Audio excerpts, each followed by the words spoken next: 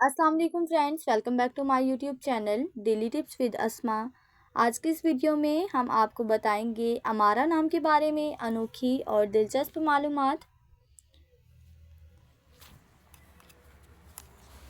अमारा नाम का शुमार लड़कियों के नामों में होता है।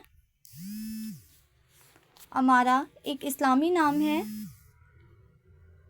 अमारा नाम की इब्तदाई तारीख अरबी ज़ुबान से निकलती है।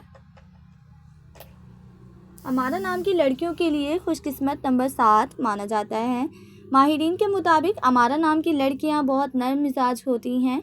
अमारा नाम का मतलब है कुरैश के एक ओहदे का नाम।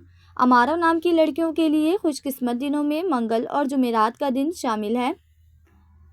अमारा नाम के अफराद के लिए मुवाफिक रंगों में सुर्ख बनफशी रंग शामिल है।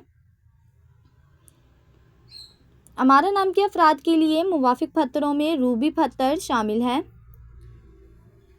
खुशकिस्मती वाली धातों में हिंसों के हिसाब से तांबा और लोहा शामिल है। फ्रेंड्स, अगर आप अपने नाम का मतलब जानना चाहते हैं तो कमेंट बॉक्स में अपना नाम लिखें।